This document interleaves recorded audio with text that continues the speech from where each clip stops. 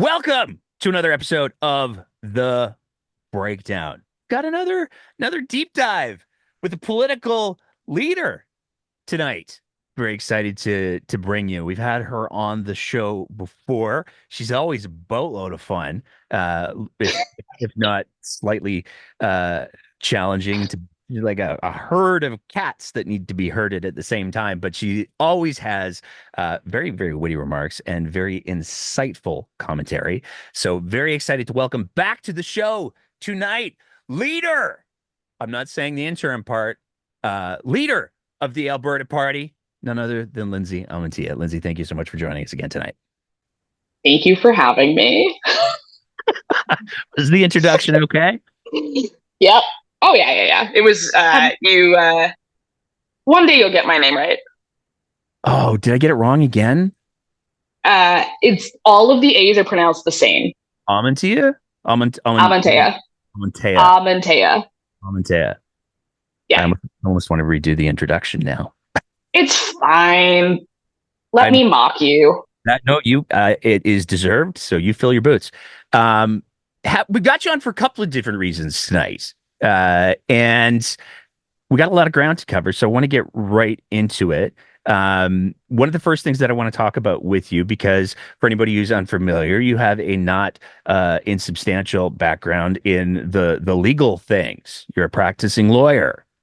I am a practicing lawyer here in Calgary, and so yes, my day job, unlike many of the other leaders of parties in Alberta, I have a job I have to go to all day, every day. So I am a practicing lawyer. I generally work in mergers and acquisitions, but that doesn't preclude me from dabbling in other fun areas of the law. And I'm slowly but surely going to represent at least one client in front of every single regulatory body in this province.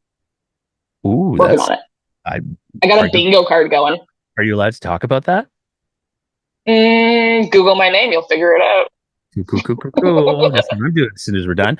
Um, the reason why I wanted to highlight your legal credentials is because the first thing that I want to ask you about tonight has to do with some new legislation that was passed by the United Conservative Party. You have the lens of being both a lawyer and a leader of a political party in Alberta. One of the things that's been abundantly clear in the province of Alberta with the United Conservative Party, even pre-Smith, which is, I think, important to highlight, because Kenny was very, very good at the secrets too. He and there Mm-hmm.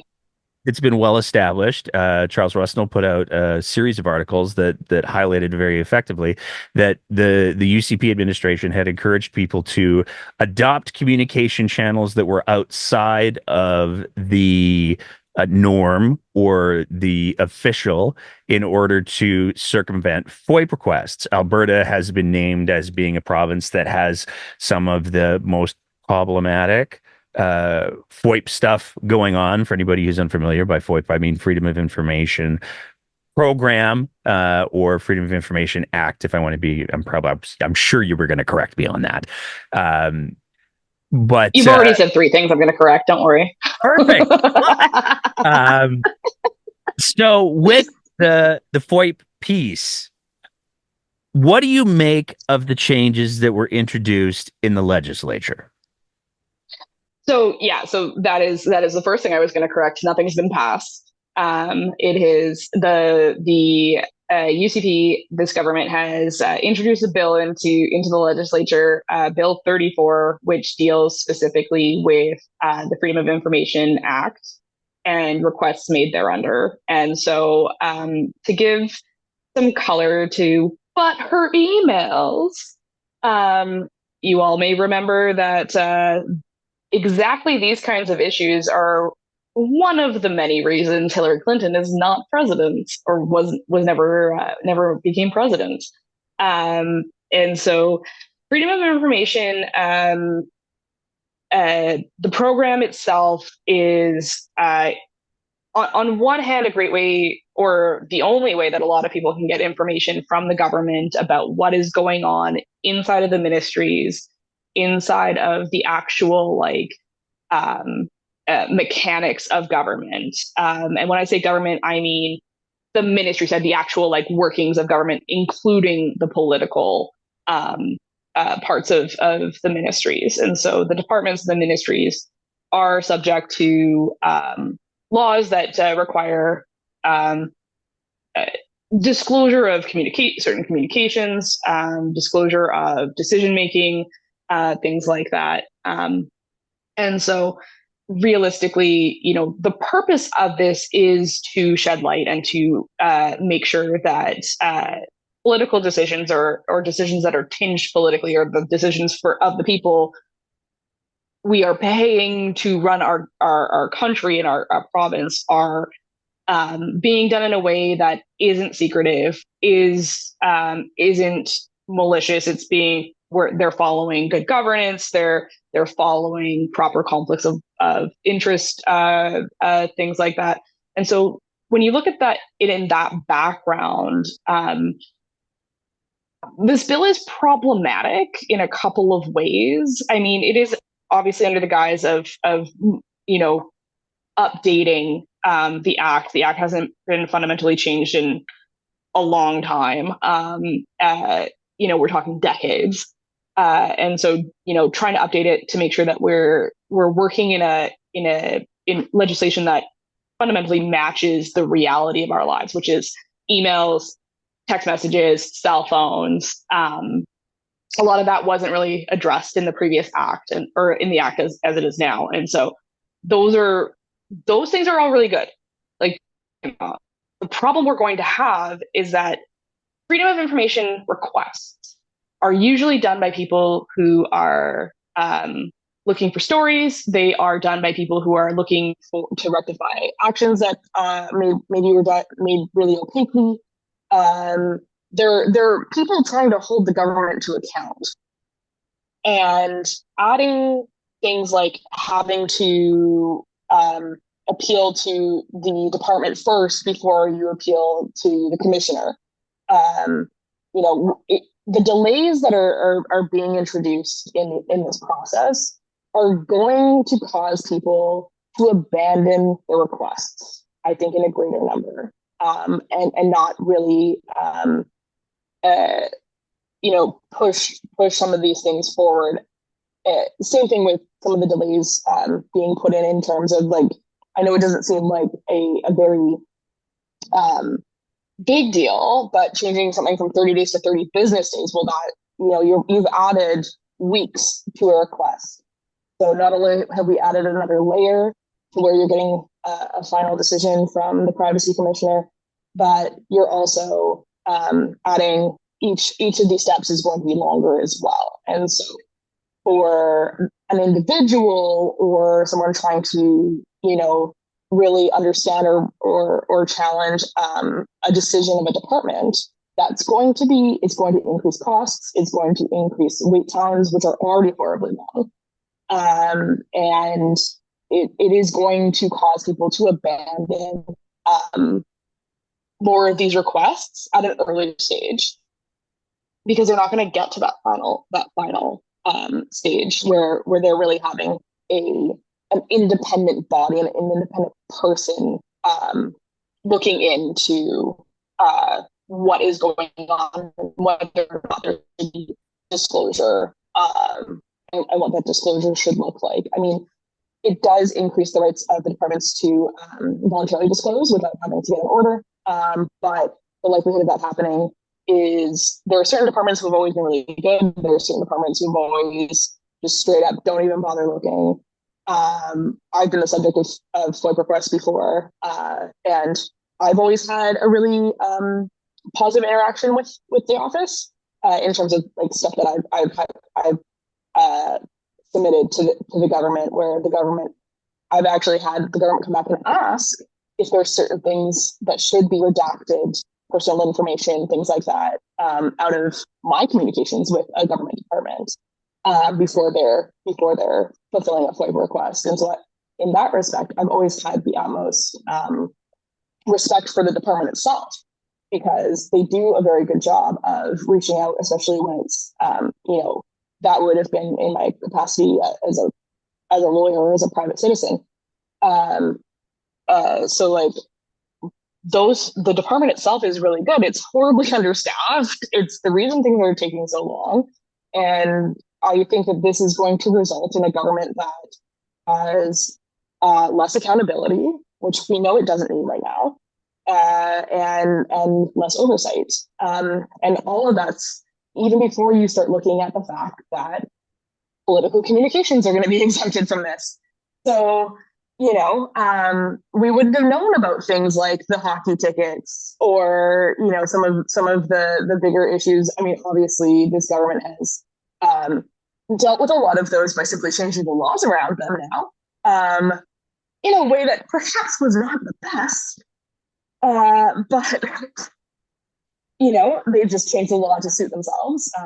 I assure you, if Justin Trudeau did something like that, you would have conservatives jumping off a cliff into I'm going to jokingly say a lake of fire. So they would be up in arms if the federal government were responding to the discoveries of FOIP requests with simply changing the law to make it not illegal. So it's difficult to grapple with. I understand why this is happening. This is par for the course with this UCP government.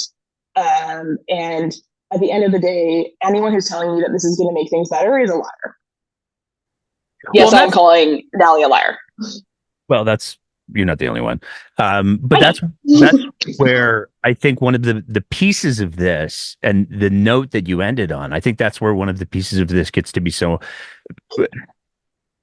Orwellian is not the word that I want to use, but I feel like I have to, because they're making these changes that are going to make it more difficult and more challenging for people to get access to the information. They've also made some changes in regards to political staffers and communications with political staffers being exempt and not defining what a political staffer is. I have questions about that I'm going to ask in a sec. But they're doing all of this under the guise of increasing transparency. And there is a level of, like, there's no question that this government is getting better and better and better at the doublespeak. Danielle Smith put out a tweet today. Well, not just a tweet, but a variety of social media posts where she listed off 5 or 6 things that make Alberta so wonderful. It included eliminating coal. I have questions about the grassy slopes. It included Alberta's commitment to human rights. We're going to talk about that later. It included having a reliable electricity grid. And it's like, none of these things are true. Literally everything that you listed off, that you've said that you're taking to other countries to talk about how great Alberta is, we're doing that's the opposite of reality. And there's this commitment to doublespeak that I think we see in this FOIP legislation, proposed FOIP legislation, that are you sure you weren't looking at the Danielle Smith pitch bot? It was not. I know, right? But it wasn't. Right? I went to her Instagram to double check, and it was a very well curated and designed social media spread that was just the complete opposite of reality, which is pretty wild. So I'm curious what you make of the communications that they've done around the FOIP piece. But that extend wider, because this is a government that has talked about their commitment to transparency while making the FOIP process more opaque. How does the average Albertan navigate that? Like, how does the average Albertan look at the social media post from Smith and go, oh, Danielle Smith's doing all these great. I could have sworn I had like threats of a power outage, but other than that, Danielle Smith's doing all of these great things. Like, how do you hold a government to account that just willfully lies? Well, I've said it before, even on here, but this government and this premier is anti-trans anything. Transparency, trans kids. I don't know. Pick another word. She is anti-trans. Just all of the things. Transportation. Transition. I could transition. I could keep going. it's tonight is not boggle night. But I laugh so that I don't cry.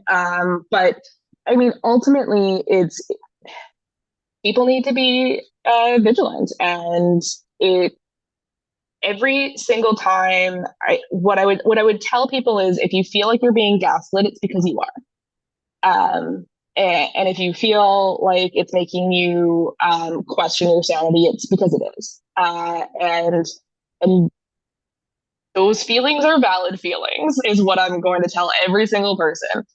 Do not feel like you are the only person who's like, I could have sworn I did have we all had to turn off our lights that one night to make sure we didn't have a power outage. And I could have sworn, that that's actually just not true. Question everything. As one of my social studies teachers in high school used to say, it's question authority, question everything. I sound like I'm going to arm a militia, but I promise I'm not. Um, Well, the Today. Bill of Rights, the new Bill of Rights has got the guns, so Yeah, it's got the guns, and don't get me wrong, I like shooting the guns. It's fun at targets, not people. And so, um, question it. And if you are feeling like what you're hearing is at odds with what you perceive to be reality, um, that very well might be the case. You're not a conspiracy theorist by thinking that it just isn't jiving, because it's not. And that's the disconcerting aspect of this government. We've talked about it a bunch of times. It's whether it's the FOIP legislation, which is annoying but is not life threatening to anybody. For the most part, some FOIP requests are for reasons that are much more serious than most FOIP requests. I would perhaps point everyone not to an Alberta example, but in Manitoba with kids, Indigenous kids in care. A lot of the changes that came in respect of that came because of FOIP requests and information discovered through FOIP requests to that government. And so that is the power of those. Not everything is going to be, hockey tickets and ridiculous gifts. Some of it really does matter. And this is how we hold governments to account when the opposition won't. And so that's, the power of it. That is how individuals and everyday Albertans can hold this government to account if and when they feel like other politicians aren't doing their jobs. I want to again, like I'm just before we move on to the next topic, it feels somewhat like there are always governments that have always done the we don't want you to find our dirty laundry, please. But it feels like the game of we're going to go out of our way to make sure that we're able to have the things that we believe that we're entitled to make sure that you can't find out as easily when we're taking advantage of our positions. It feels like this is some next level stuff. Like the scandal that damaged Kenny as much as anything, I think, for many people was the skybox where he was on the patio of the, ironically enough, Allison Redford skybox, having dinner with multiple ministers while there were COVID restrictions on. I think you mean the Sky Palace. Yes, sorry, so many skies. It was No, Sky Palace. little box of a patio. Well, ironically, Yes. Allison Redford is now on the board of Invest Alberta, which is where another one of the board members' tickets came from. So it all over the Venn diagram's just a series of Olympic rings. It's a circle. It's the Venn diagram is a circle. Yeah. But thank you for the correction. The Sky Palace photos. That was that was a thing that turned a lot of people against Kenny, because it was very much him saying, I'm better than you. But he never denied, yeah, no, I was doing it. There was the Matt Wolfs came out and they were like, well, if you measure the distance by using this as an example and the size of a bottle, they were maybe within the six, maybe outside of the six. It was very, very stupid.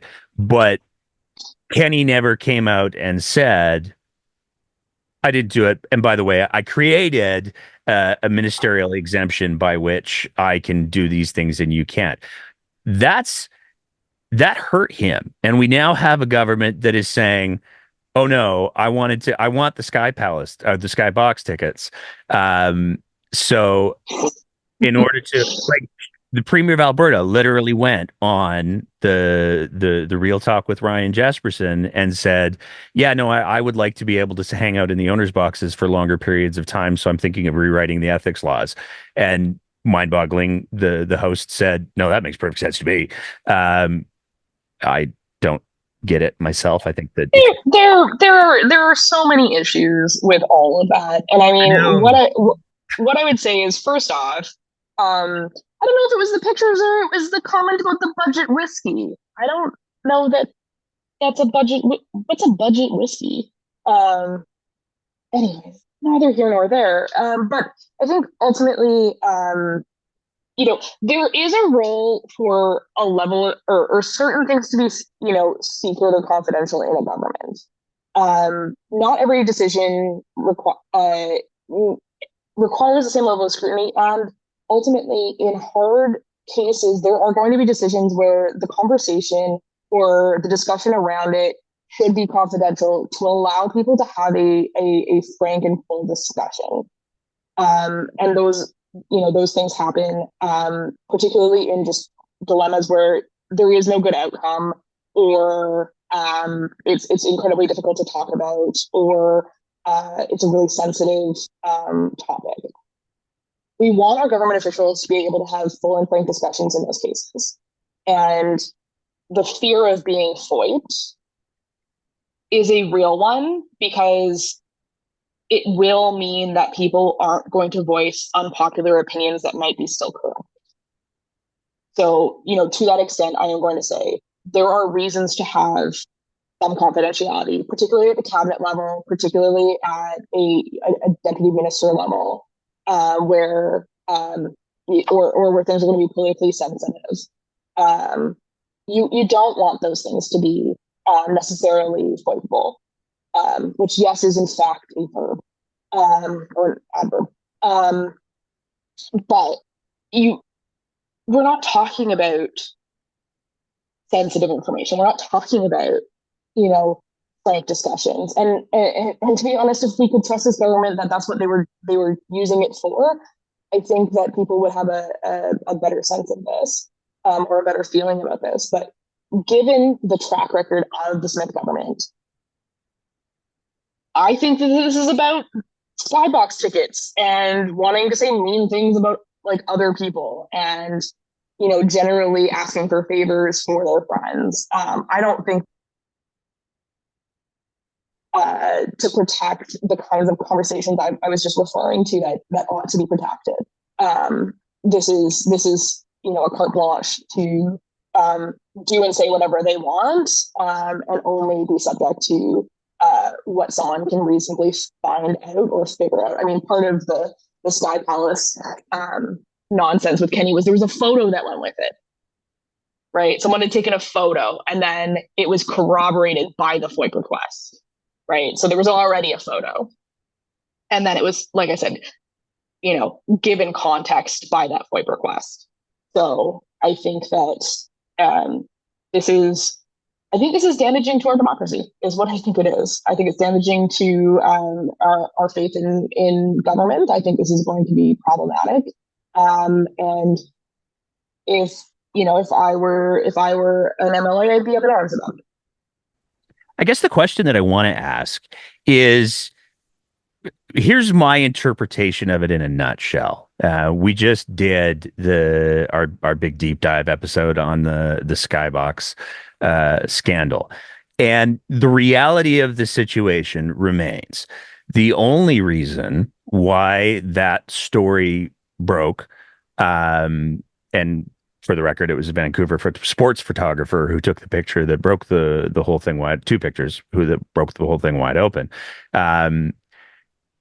The only reason why the story broke is because those pictures were published and people went, wait, what? She's in a skybox? What's going on here?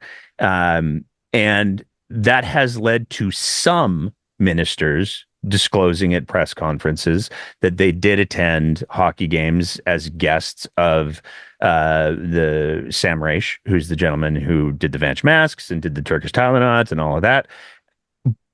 But this legislative change doesn't make it easier for the public to find out, how did nobody in the room say this guy's done $250 million of business with the Alberta government? Should we maybe be careful about a conflict before everybody goes rushing to hang out in his elite skybox? We'll never get the answer to that question, barring a brave staffer coming forward or barring a brave minister coming forward. We'll never find out what the institutional failures were that allowed for this situation to get where it did. And it seems to me that this legislation is only going to make it harder for people to get closer to those kinds of answers in, God forbid, similar situations in the future. Am I reading it wrong? You're not. And I mean, I think the one thing I would add to that is, and I know this is a relatively recent phenomenon in Alberta, this thing where we change parties in government. I know.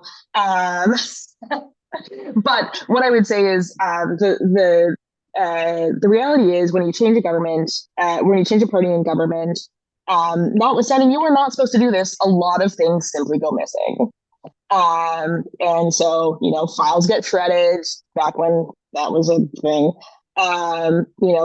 Drives get wiped. All of a sudden, oh, I didn't have any emails from before 3 months ago. I don't know what you're talking about. And so it's, I just routinely delete them all.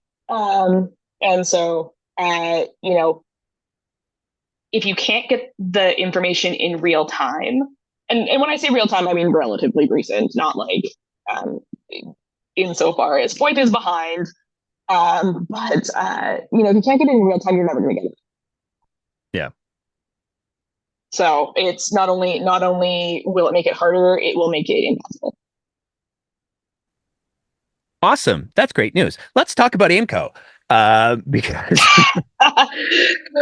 one dumpster fire to the next. We'll do a hard pivot there. For anybody who is unfamiliar, brief summary. Out of nowhere, by all accounts, Finance Minister Nate Horner walked into a leadership meeting of the AIMCO senior leadership and board and fired everybody. Fired the board, fired the CEO. And replaced himself as the board chair and president of AIMCO for a period of up to 30 days, and has since brought in a new CEO. He's a bit of a historical government bureaucrat. No discernible experience in pensions that we've been able to locate, but do with that what you will. And now the search is on for the new board, the new chair. Before we talk about who might be the new board chair, worst kept secret in everything, what did you make of the decision to fire everybody? Oh my Lord. I mean, this government has a track record now of just firing boards it doesn't like.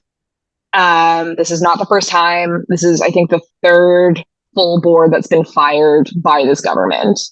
And so, to give even more context for the listeners, why does AIMCO matter? AIMCO is the sixth largest pension fund in the country.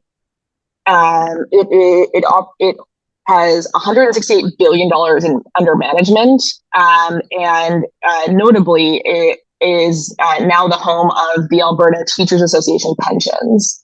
So the ATA, or all of the teachers, were forced to roll their pensions into AIMCO under management. I want to say 12 months ago, but I could be wrong on that timing. Everything has blurred together. And so the reason it matters is because it is a lot of money that is now being directly controlled by this government.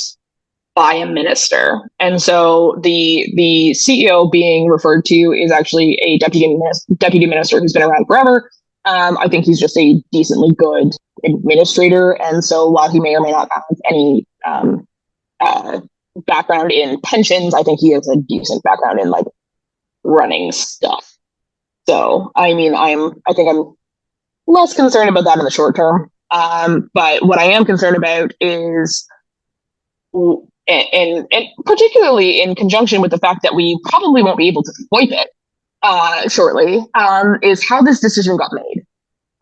To tie that back together, because there is no discernible reason why this happened. I mean, don't get me wrong, AIMCO, not doing the best, underperforms the market, would not put my money there personally. But it hasn't necessarily been the board that's been the cause of that. A lot of it has been politically motivated decisions that have been forced down this board's throats. And so, you know, not to speculate, but totally to speculate. What I think happened is that there was direction given to make certain investments. I assume that they were not good investments. I assume that the board did not want to make those investments, and here we are with the board. This board was hired by this government. And now they've been fired by this government. Explain that to me. Explain to me how a board that you handpicked pissed you off enough that you had to go fire them all. What did they do? I would love to know. I would love an explanation from Minister Horner about exactly what happened and why this was a completely necessary thing. It's not like we've heard anything about dysfunctional boards. It's not like we've heard anything about, you know, infighting or anything like that. There's been no context. It's not like some of the other boards where, you know, I think it was was it the dance center where the board was a bit dysfunctional and so they fired everybody? Yeah. So like, but there were warning bells going off there where I thought it was extreme, but it's not like you can look at it and go, okay, I see how you got from A to B. I don't agree with the B, but whatever.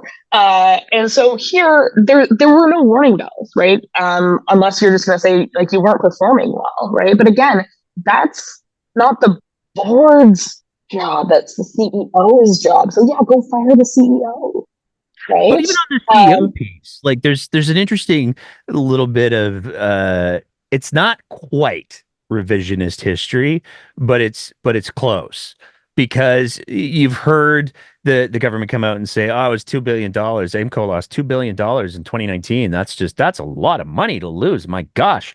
And yes, that's true. That happened. That CEO who oversaw that loss, it left. There was a new CEO who's the guy who just got fired, who hasn't lost $2 billion to my knowledge, who is the one who was fired. So they're playing with well, here's what happened, kids, a little bit disingenuously. And there have been, to your point about the speculation, there have been public allegations that the AIMCO board was looking for the highest return on investment for the money that they had, and they were looking internationally to achieve that. And there has been public statements made by people making allegations that some people, I don't know, maybe the premier of Alberta, would rather have seen that money invested in Alberta. And the board said, no, we have a fiduciary duty to do our thing. And then they got fired. Those are allegations that have been unproven in a court of law and all of that. So, you know, the listener could do with that. Definitely. But it certainly tracks. And we have not seen anybody from the government come out and say, no, it wasn't because we wanted to see more investment in Alberta. It was because they had too many pizza parties or something. I don't know. It's going to be a lot of pizza. One would think. think. One would think. But you look at sort of, there's two pretty good examples of pension plan or pension funds in Canada where you have very different uh, sort of, I wouldn't say raison d'etre, but like like goals.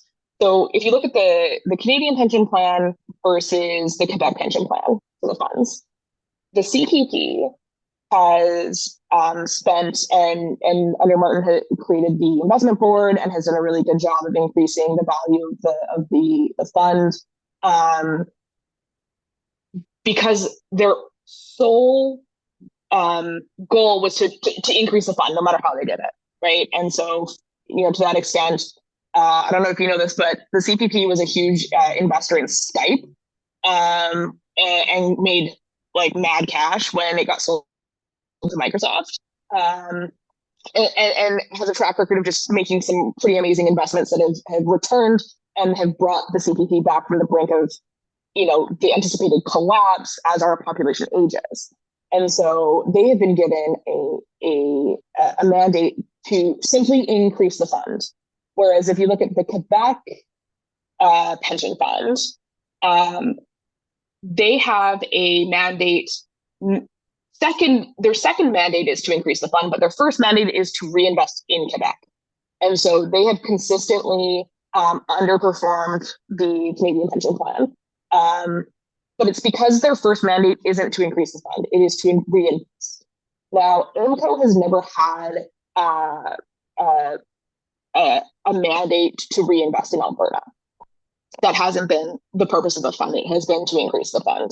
And so I think it's super disingenuous of this government to come in and say, well, you may have been doing the thing you were mandated to do, but we don't like it, so we're going to change it. And here's the thing: if you give a mandate of reinvest in Alberta first, make money second, which I think is stupid, and I say that not because I don't love Alberta, I do, but I think that you can't play fast and loose with people's retirements. That is money people need to live on. That is money they need to, to be able to stop working, enjoy their lives, and not have to work until they're, 75, 80 years old to afford to be able to live in this world. And so we need to be cognizant of what is the mandate. And if the mandate is invest in Alberta first, fine, make that the mandate. But don't make people have to invest their pensions in this fund then. One of the things that strikes me about the whole investing in Alberta, and again, it's not anti-Albertan to say people should be able to rely on their pensions, their public service pensions. That's not an anti-Albertan sentiment. If anything, I would argue it's pro-Albertan. The thing that I keep going back to is I remember a few years ago when I started to do some brief investing things. One of the conversations that I had with the investor that I was working with was, do you want to invest in, here's how it works. You can go with safe investments where you'll get a little bit of return. You'll make some money. It's not bad. Yep. Or you can go with high risk investments where you potentially could make a lot more money if the universe aligns, but you could also lose money. So it's not just now it's a question of I put in $5. I'd like to at least get my $5 back. If I do a low risk investment, I might get $5.25 back. That's not bad. If I do a high risk investment, I might not get any of it back. And when a direction is given to invest, like I can imagine a scenario. It's not a leap for me to imagine a scenario where Danielle Smith says, hey, you know what? I really want to, the only way that we're going to beat the federal government's emissions targets, because it turns out the Sovereignty Act is a wet paper tiger. The only way that we're going to do it is if we go all in on carbon capture, utilization, and storage.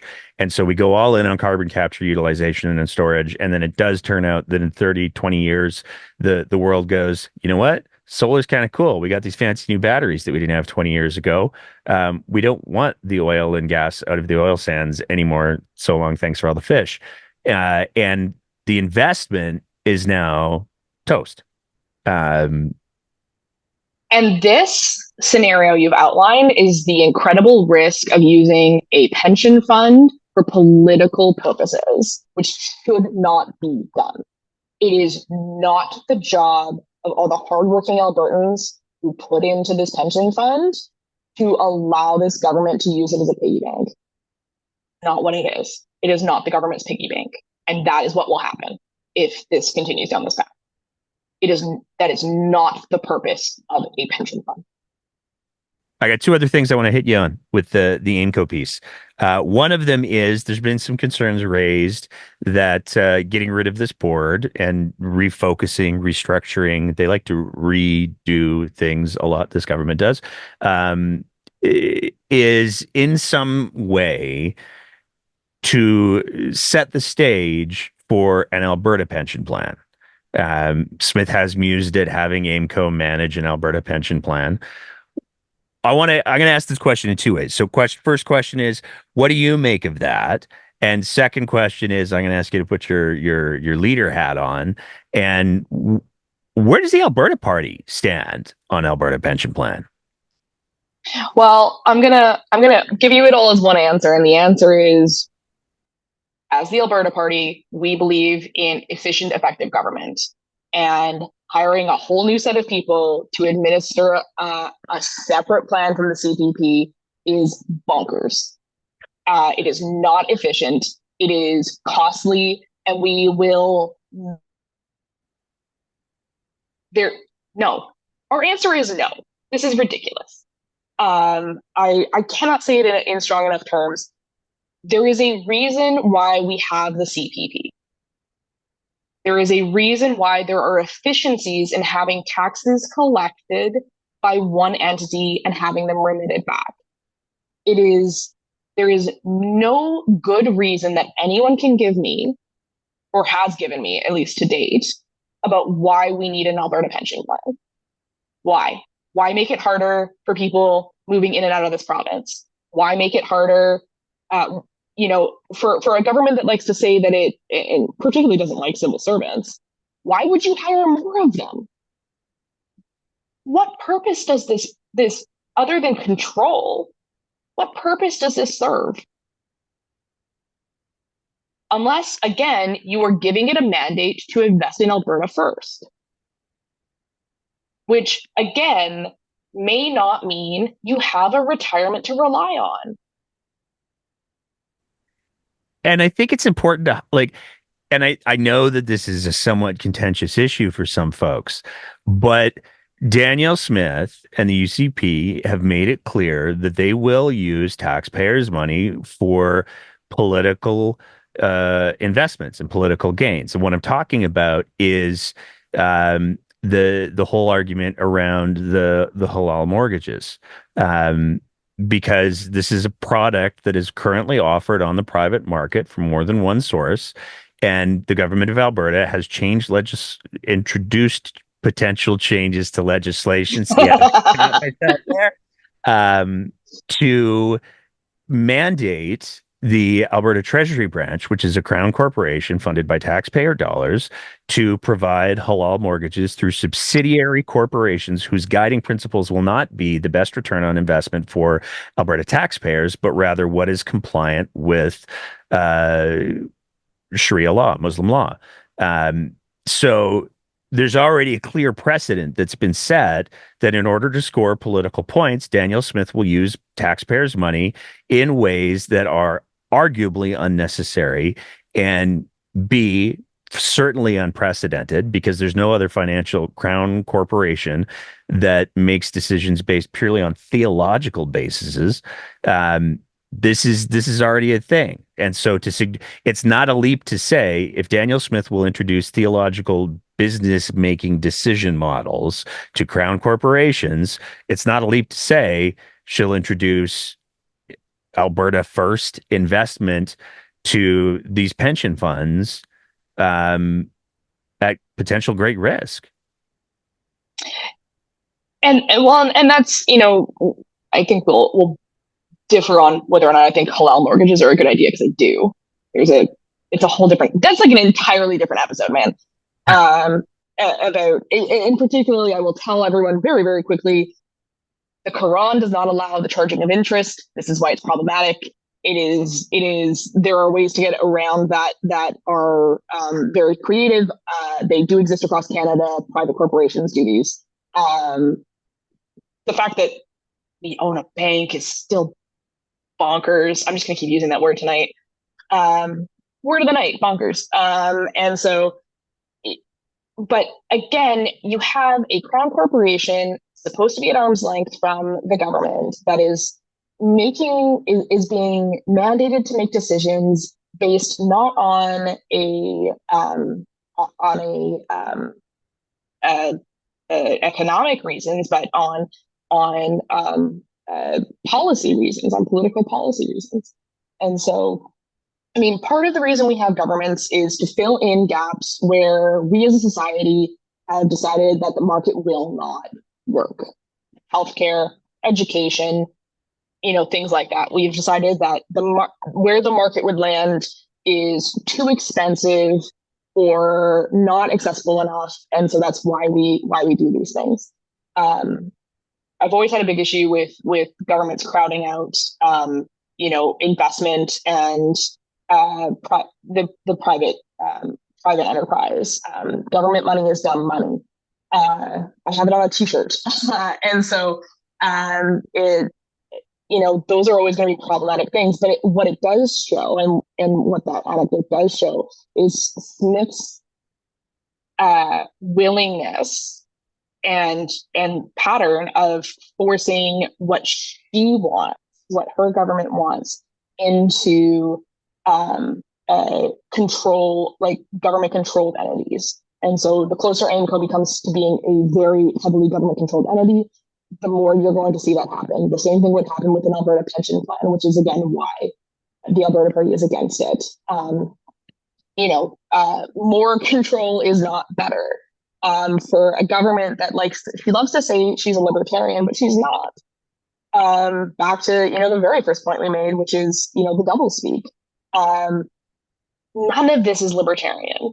None of this is lines up with the ideological tenets of the UCP. I don't understand why the UCP is up in arms about this, the membership, because this is not what they signed up for.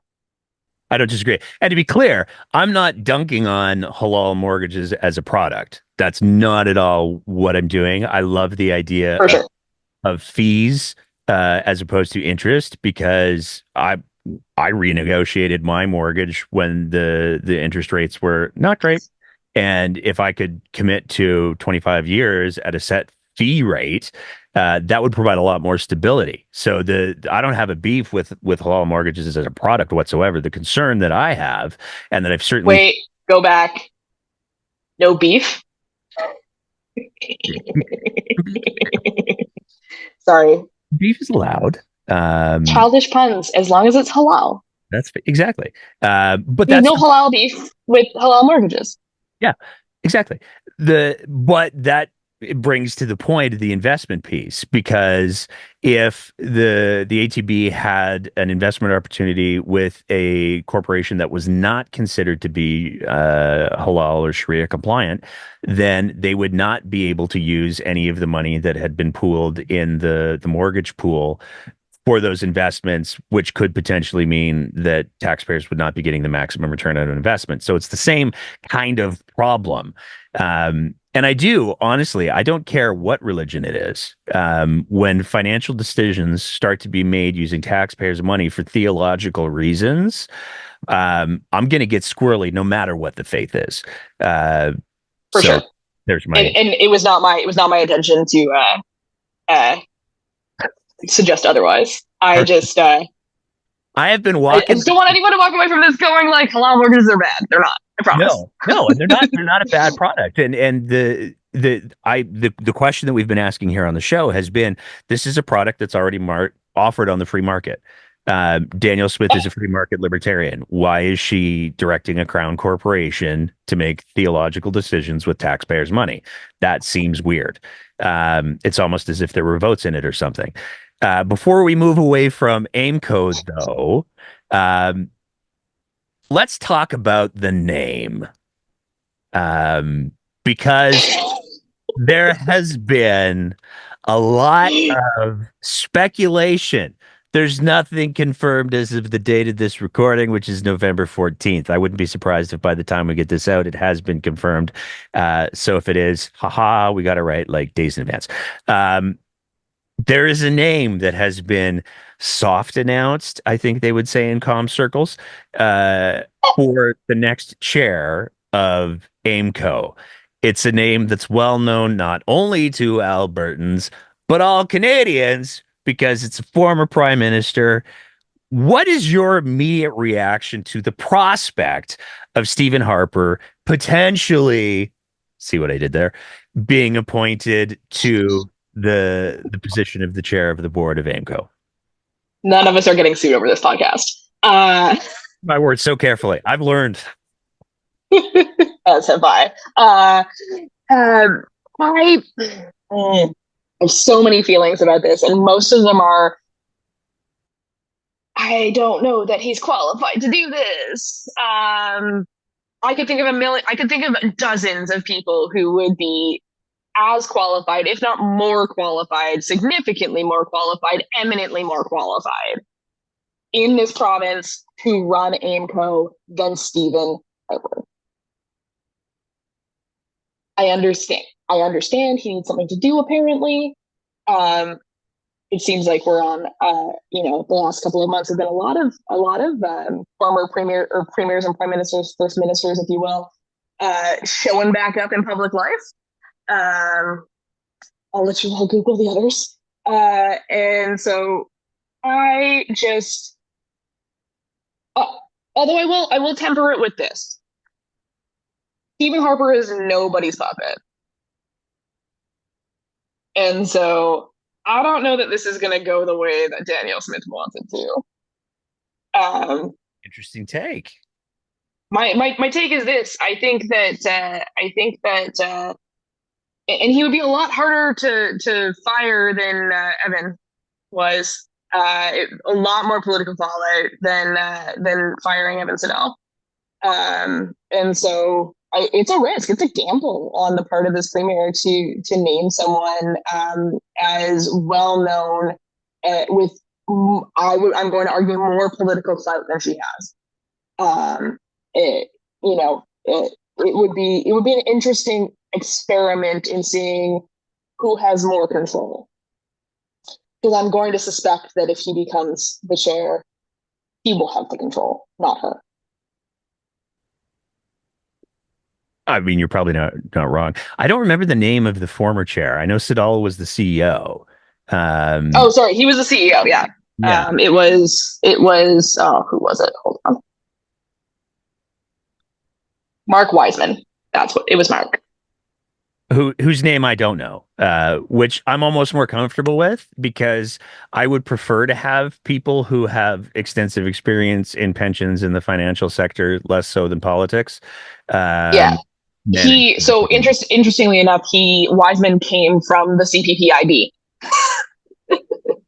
which is what you would expect to see, and a person who would be incredibly qualified to in fact have that job. Having a background in pension plans. Here's my last question on AIMCO before we move on to the stuff that I know you're really excited to talk about. If you had to choose Danielle Smith naming, I'm just having fun now, the next chair of the board of AIMCO, on one hand, you have Stephen Harper. On the other hand, Preston Manning. Who do you go with? Oh, that is hard. Oh, man. Oof. Okay. I'm going to say Stephen Harper. I don't know why you gave me these as options. Jesus. I'm gonna. That's who she whose tires she pumps the most of the names that we see. It's I suppose those are the two that immediately came to mind for me, and one of them was right. So, well, maybe right at the time. Maybe right. At the time of recording, no one for sure has been named. But no, if I had to choose between those two, it would be Harper. I have more faith in him having a less ideological Bent, what are the words coming out of my mouth? How are you making this happen? It's the pension Sophie's choice. And on that note, let's move on. Yeah. So from there, hey, you're the leader of a provincial party. I am. Are you is the Alberta Party still a thing? What's going on there? Because It is. It is. It is. So we are in the process of, we actually just started our policy process. We are going to be spending the next 12 months doing some uh, policy development, having conversations around the province. I went on a little bit of a tour of the province, all the way up to Edmonton, Red Deer, Lethbridge, went down to Lethbridge, did some stuff in Calgary. For anyone who doesn't know me particularly well, I do have a back injury, and so traveling is a little difficult for me in person. So I'm trying to make my rounds as fast and as expediently as I can. Some great conversations. Yes, as you noted, Nate, I am very bad at social media. Leave me alone. Um, and so, although here's a plug for the Alberta Party and myself have joined Blue Sky. Come join us in the good place. there you go. Oh, I want to ask about your policy uh, process. Um, yeah. are there any mechanisms, I'm curious, to how can I put this delicately, keep the crazy out? Because we saw a boatload of policies go forward at the UCP AGM, and it's at least half of them. It's inconceivable that those would have gone through and been brought forward at like a PC convention. I think it really only underscores how much the UCP is not the conservative party of your parents or your grandparents. But what's to stop? Is there a mechanism with the Alberta Party to stop the crazy from getting through? Well, so there's a couple of things, but I think the most important part is our membership is less crazy. And at the end of the day, you do need to be a member to vote. But we are soliciting policies from far and wide, including subject matter experts who may not necessarily be part of the party, individuals, communities who maybe traditionally haven't been as involved in politics for whatever reason, whether that's institutional, whether it's an aversion to politics. I mean, like 99% of people don't actually care to participate as closely as we do. And not to say that they don't care about the outcomes, but politics still cares about you guys.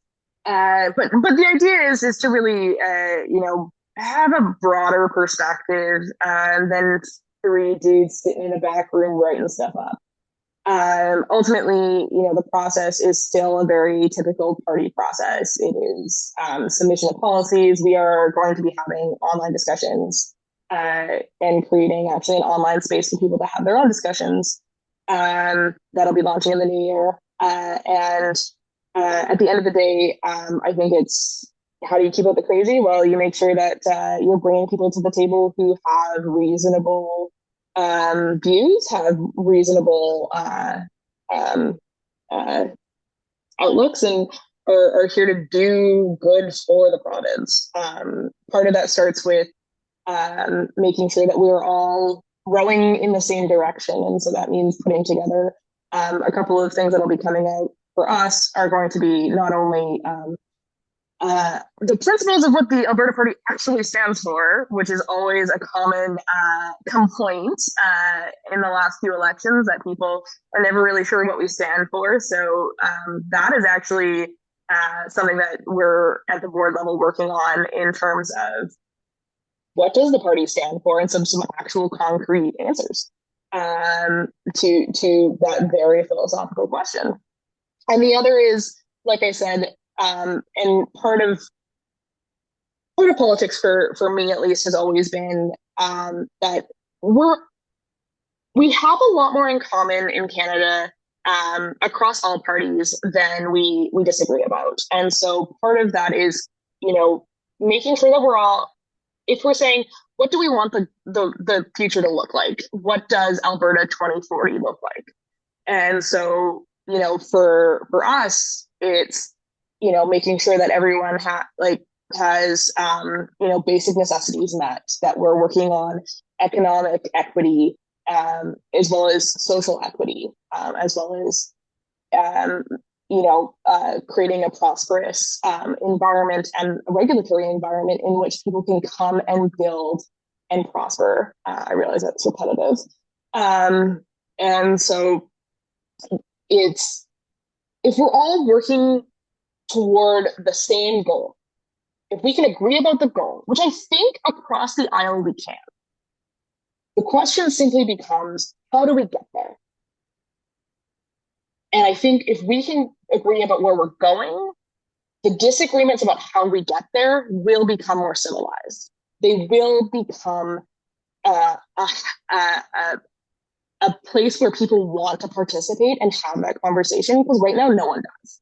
Right now it's a lot of yelling at each other, talking past each other, and not sitting down and listening to the underlying issues, to a lot of the underlying disagreements. Because I think, the longer you sit, or the more you're able to have a civil conversation, the more civilized our society becomes, and the more community minded our society becomes. And I think that those are all incredibly important things that people feel we've lost. And so for me and for the party, and at least until they kick me out as leader, because I am still the interim leader, no matter what you say, Nate.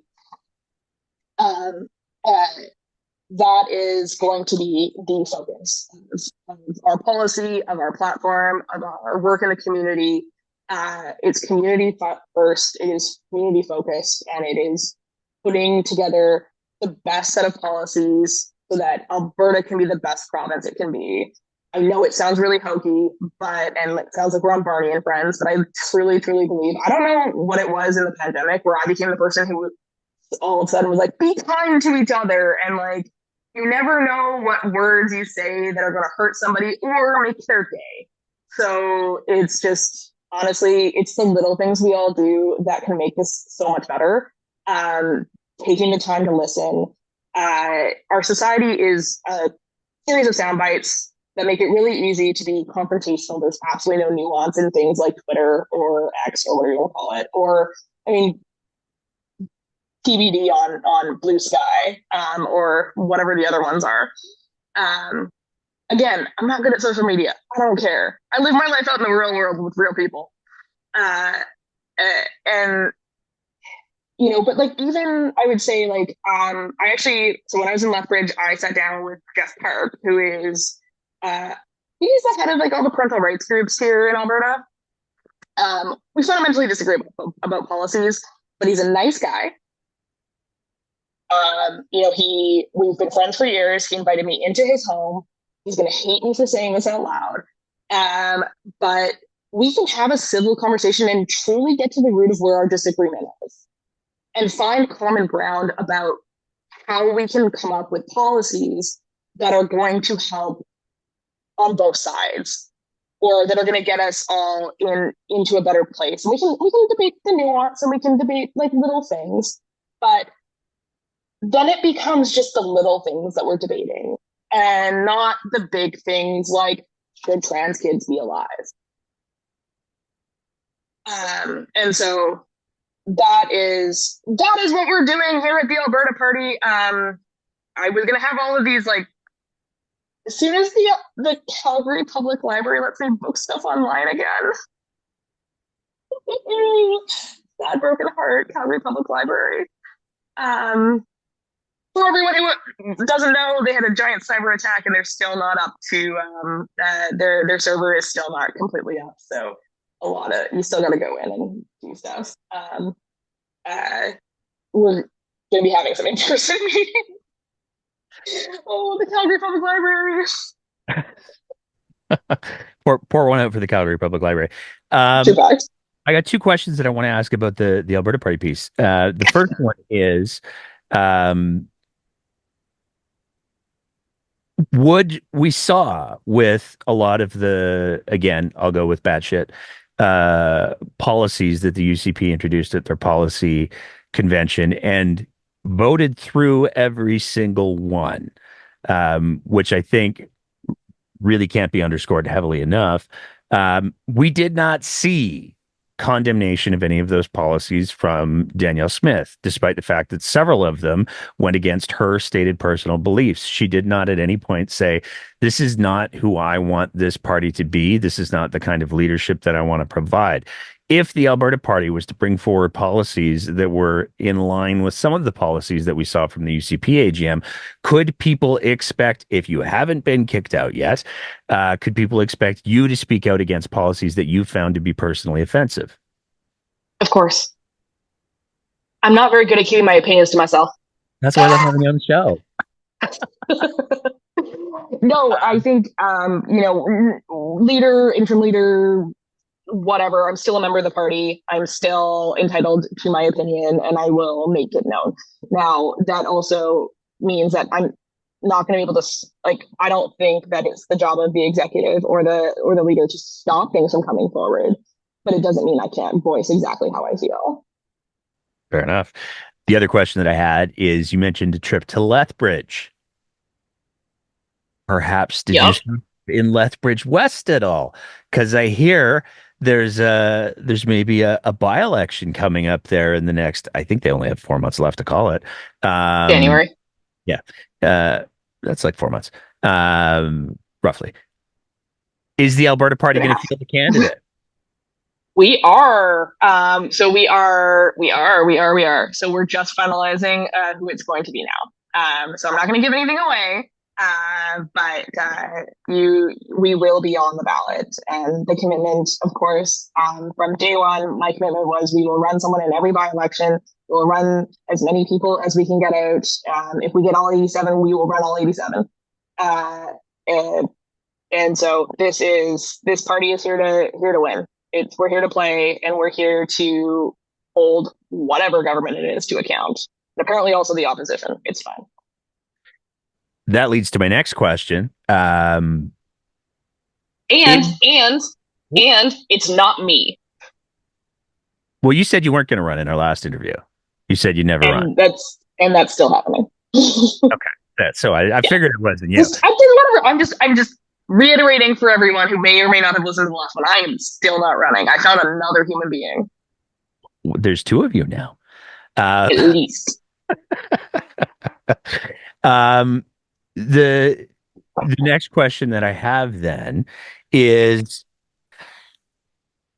where do you see um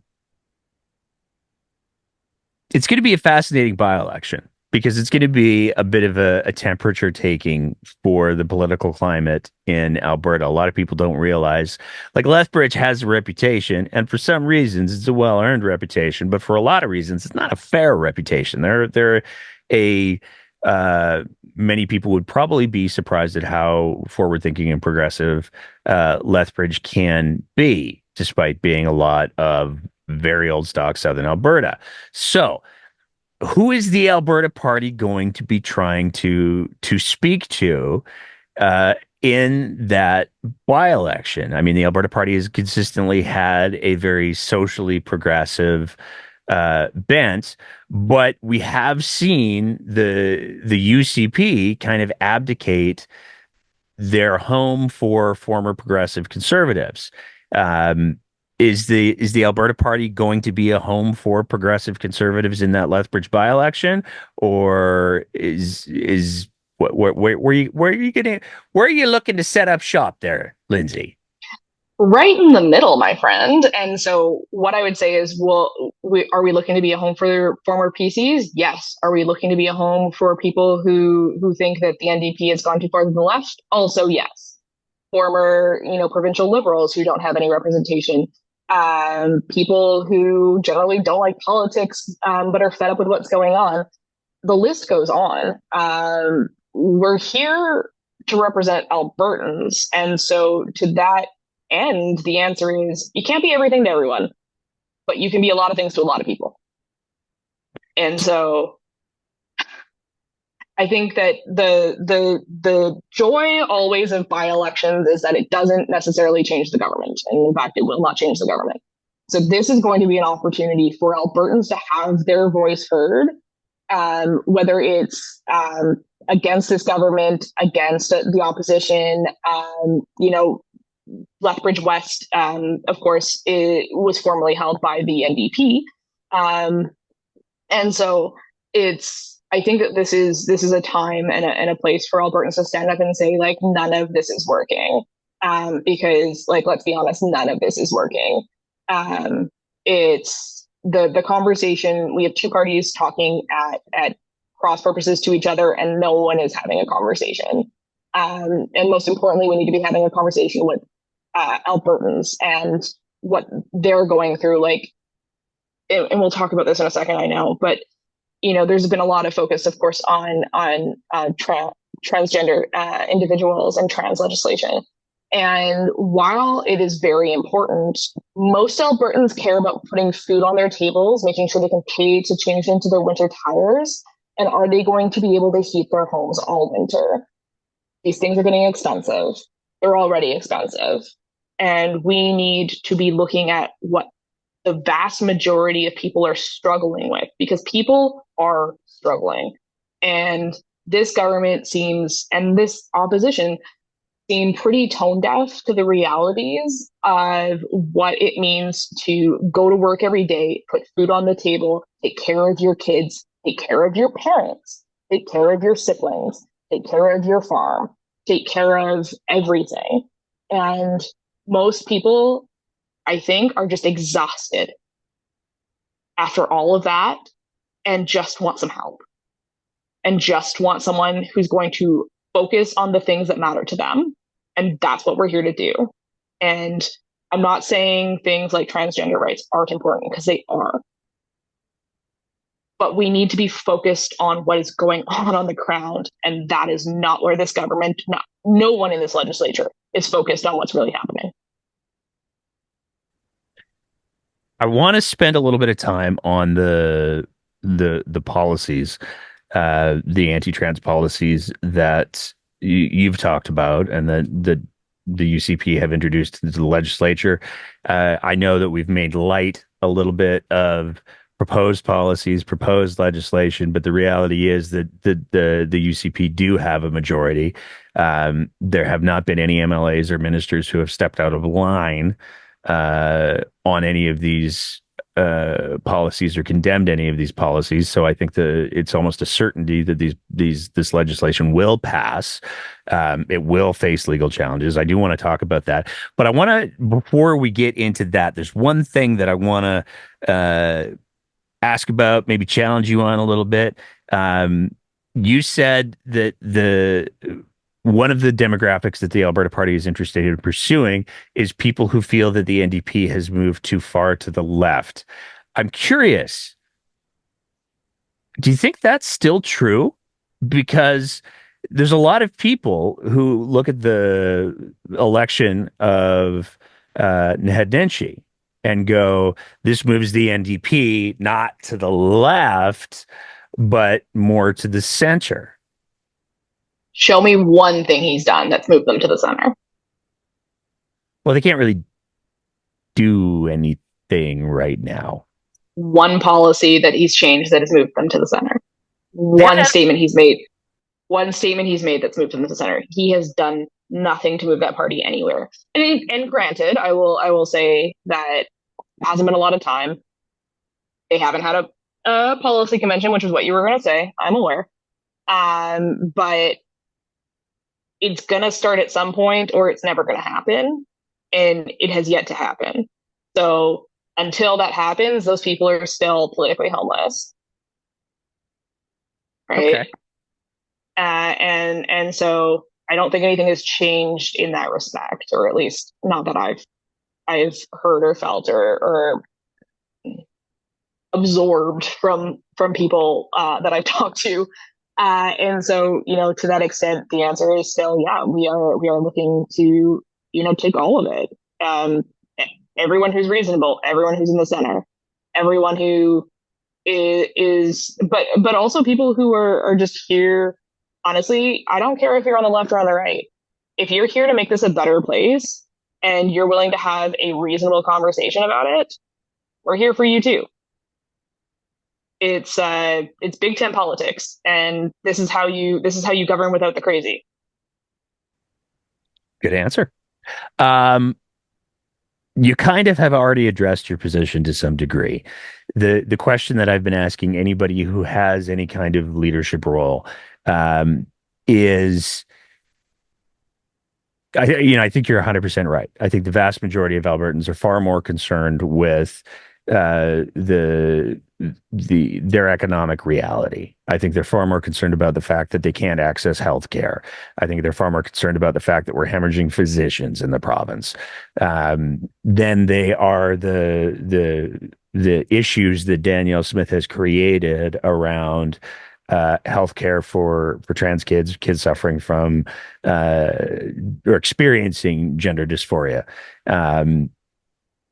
So the question I've been asking people in positions of leadership is, what do you want to say to the kids? It's a small group, the youth, that these policies are unnecessarily and unfairly, and by many legal interpretations, and I'll ask for yours as well, a violation of the charter. What do you want to say to those kids? There are hundreds and hundreds of people out there rooting for you. It does get better. It sucks that you're the subject of all of this, but we are fighting for you. We are fighting for you to be the person that you want to be, that you are meant to be, and we take this deadly seriously. Please do not give up while we fight. We will always be here for you. And I'm going to get a little. I think everybody is. I've choked up on the show more than a couple of times. I've also Yeah. been exceedingly angry on the show about these policies more than a couple of Yeah. times. So I don't think they break my heart. They absolutely break my heart. I don't think authenticity is something to be embarrassed of, is what I'm trying to say. Yeah. So I'll vamp for a minute and give Well, you I put myself together. exactly. Yeah.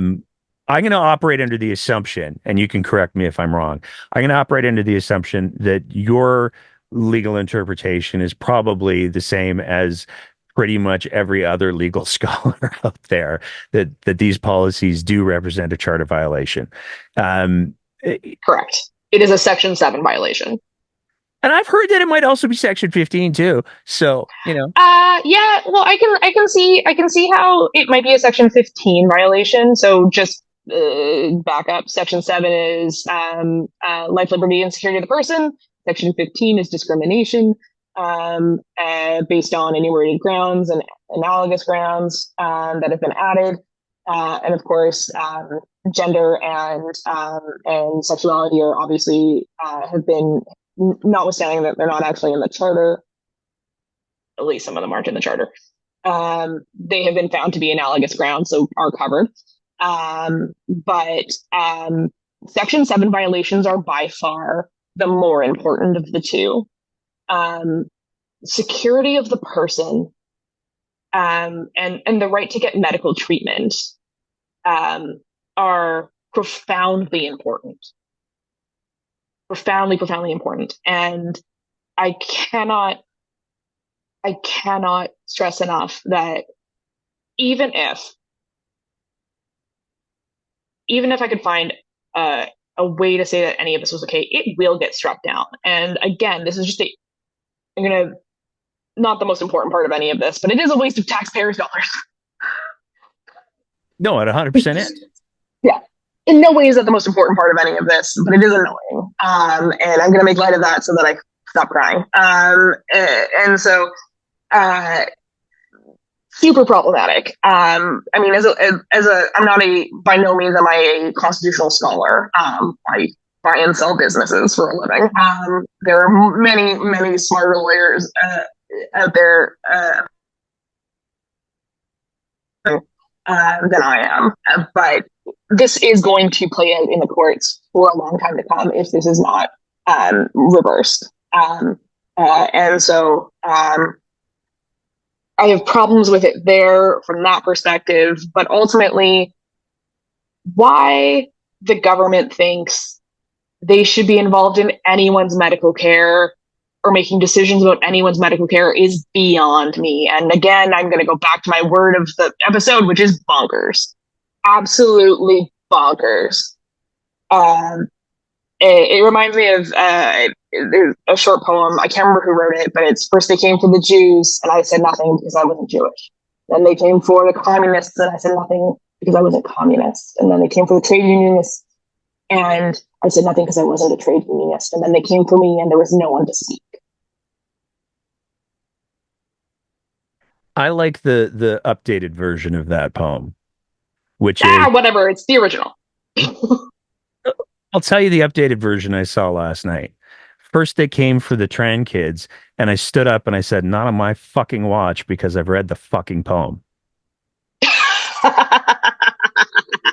Well said. Well fucking said. Right? Here's my There F-bombs. you go. Sorry, Mom. There you Also my mom. Oh. Right? Um, is there anything else you want people to hear? Is there anything else you want people to know? Is there an Alberta Party event happening anytime in the foreseeable future that you want to plug? Floor's yours. Fair. All right. Thank you. I appreciate that. I mean, ultimately, what do I want people to know? What do I want people to hear? I want people to know that your involvement doesn't have to be contentious. You can have a reasonable conversation, and there is a place for that here at the Alberta Party, no matter what your views are. What I want people to hear is that we are going to keep fighting every day for Albertans. It doesn't matter how small the issue, how big the issue, we're here to take that on and to be your voice. I can't think of a better group of people to do it with than the people who have shown up and are working every day to make this place, this world and this province a better place. I have nothing but respect for people who put their name on the ballot. But I am going to sit here and criticize people who are taking the power they've been given for granted, and using it in ways that are not good for our province, are not good for our community, and are not good for our democracy. We've seen what's happened south of the border. I mean, I think that we can say, at least today, that the vast majority of Albertans are better qualified to sit in the U.S. executive cabinet than the U.S. executive cabinet. Things could be worse. They could. But I would really rather not get there. And to that end, if I ever get a booking at the Calgary Public Library, we will be having an event on December 7th. What's it going to be? Sad face Calgary Library. But please do. We are posting everything up on albertaparty.ca/events. Please keep an eye on that space. Seek us out on Twitter, X, whatever.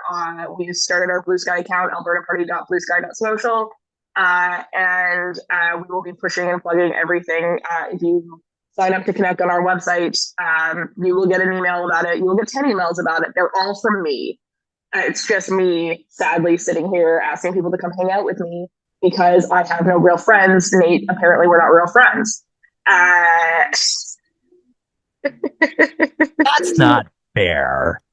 We are real friends, I think. You think so? But we just finished a huge series of events online and in person, and so just taking a minute to recoup from that, and also work because I again still have a more than full-time day job. And so, but we are actively looking for volunteers, and I don't know. I think we're pretty cool to hang out with. If you sign up for a membership now, you'll get a fun personal card from me for Christmas. Because that's what I'm doing right now. So, I am writing so many Christmas cards, guys. I'm a big fan. I'm very old school. I love Christmas cards. People are working, and keep voicing your opinions, keep protesting, keep showing up to the Alberta resistance, keep showing up to, but do it with kindness, do it with compassion in your hearts, and a view to a better future for everybody. Beautiful note to end it on, Lindsay. I want to thank you so much for taking the time to chat tonight, and being willing to be authentic. That's something that I always respect. And I really do enjoy our banter and the fact that we can have a conversation where we're making all kinds of dumb jokes, but we can also have serious conversations from a place of real authenticity. And I really appreciate that. Thank you so much for having me.